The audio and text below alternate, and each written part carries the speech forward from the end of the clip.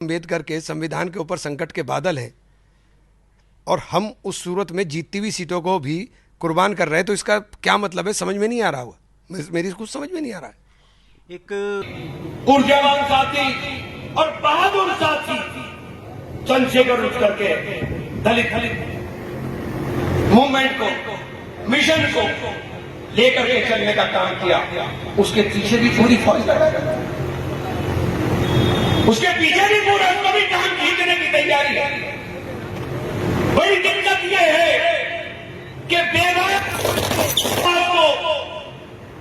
जो बेवाकी के साथ अपने समाज के अंदर बात रख सकता है, उसकी टांग खींचने वालों की कमी किसी भी पार्टी के अंदर नहीं है। हम किस बात का शिकार हुए? हम किस बात का शिकार हुए? इमरान नाक डाल करके सवाल ना पूछ ले, इसलिए इसकी हैसियत घटा दो, इसकी हैसियत खत्म कर दो। यही तो मेरा जुर्म है। मेरा जुर्म और क्या? आप बोलोगे करोगे,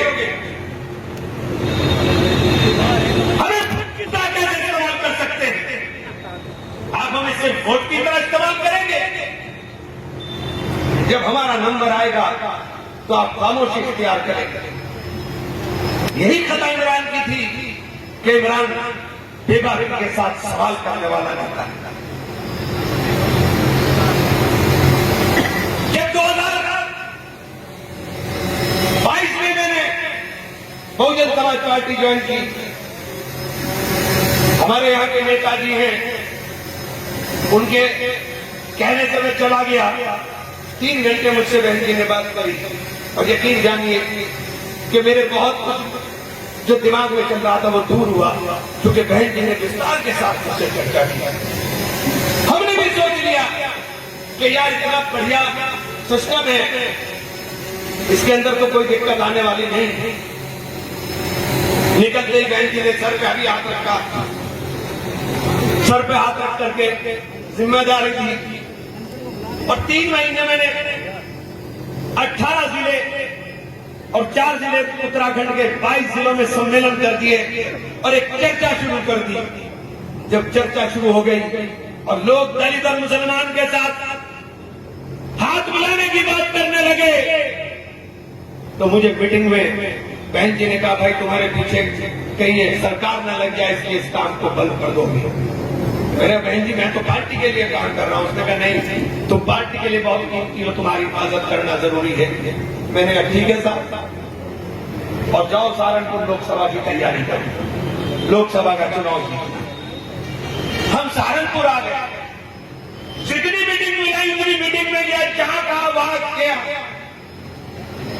बस एक फरमान जो गाजियाबाद में बैठे हुए के हमारे बहुजन समाज पार्टी के मुख्य कोऑर्डिनेटर हैं, उन्होंने कहा साहब आपको ये बात इसलिए बता रहा हूं मैं कि मेरे निष्कासन के पत्र में आपने मुझ पर इल्जाम लगाया है। मुझे बुला करके कहा, इमरान भाई पार्टी की सदस्यता होनी है। मैंने बहुत बढ़िया काम है, इससे अच्छा तो कोई काम हो नहीं सकता। बिल्कुल सदस्यता होगी। मैंने किताबें दी है, मुझे सत्याग्रह कराऊंगा और पेट में हमने अभियान की शुरुआत कर दी। पेट की तमाम न्याय पंचायतों में सम्मेलन कर करके सदस्यता की किताबें देने का काम कर दिया। और मैंने कहा मैं अगर सिस्टम बना दूंगा कि तो आपका मेंटेनेंस की का भी आप बार बार हाथ पसारते फिरते हो सबके सामने, हमें हमारे कार्यकर्ता पैसा देंगे और हम आपका इस तरह का सिस्टम खड़ा कर देंगे। और हमने काम शुरू कर दिया और कुछ जमा भी करा दिया। फिर एक दिन जब यहाँ सहारनपुर आए थे साहब, करोड़ रुपया सहारनपुर में मैं देखूँ, मेरी हैसियत नहीं है। मैं बहुत छोटा सा आदमी हूँ। मेरा बाग है, खेती किसानी वाला आदमी हूँ। मेरा उद्योगपति नहीं हूँ कि मेरे पास पैसा है।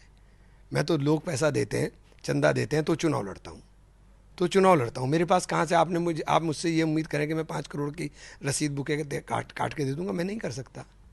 बहुत सिंपल साफ बात है, नहीं कर सकता।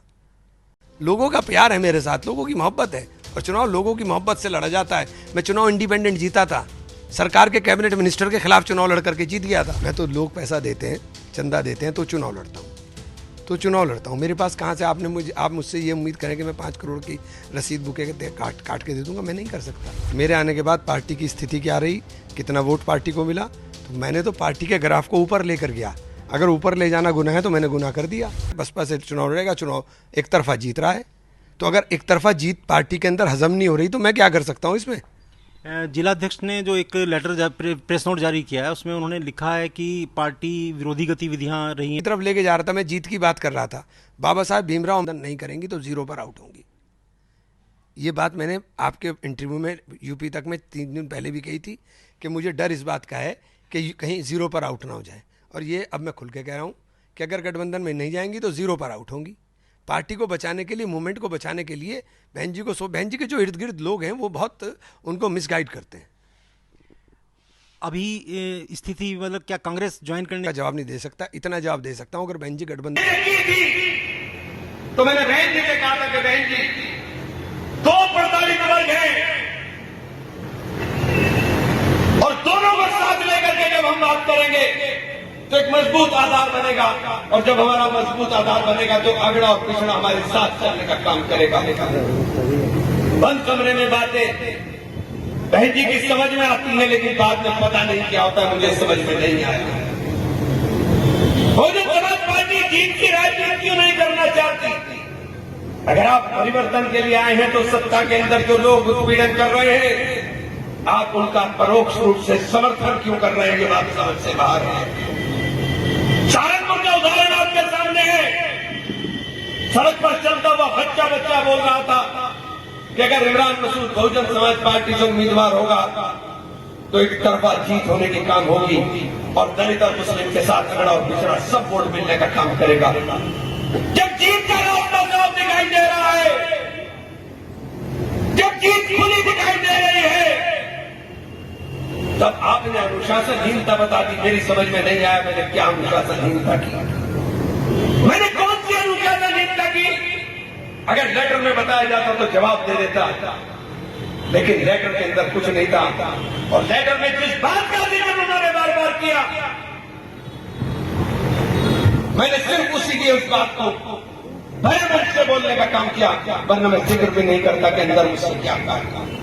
और जो और बातें हुई है मैंने बोली भी नहीं, कभी जिक्र भी नहीं,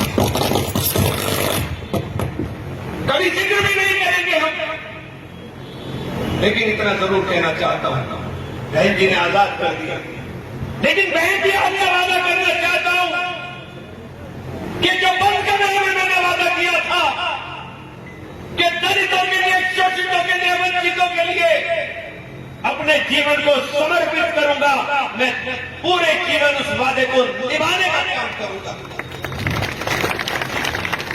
आप भले ही लोगों के चढ़ाए में आकर के, आपके इर्द गिर्द जो लोग हैं उन लोगों के अगर आप इतिहास में जान करके देख ले तो आपको अंदाजा हो जाएगा। लेकिन आपको तो बंद कमरे से निकलने कोई नहीं देता। जब तक आप मिलोगे नहीं, बहन जी से मिलने वाले उत्तर प्रदेश के अंदर 450-500 लोग हैं जो संगठन के लोग हैं, जिनके हाथ में बस्ता है और उनका हाल ही हो गया बेचारों का। मैं तो देखता हूं कि वो 1-1 रुपए के लिए परेशान रहते हैं क्योंकि टारगेट पूरा नहीं हो पाता। मैं तो उनसे भी कहा भाई तुमने अपना पूरा जीवन जिस मूवमेंट के लिए कुर्बान किया, अगर वो मूवमेंट सत्ता की प्राप्ति की बात नहीं कर रहा है तो इसका मतलब वो मूवमेंट के साथ धोखा हो रहा होगा। कोई दूसरा भी आदमी, हमारे जिले से एक नौजवान, बहुत नौजवान साथी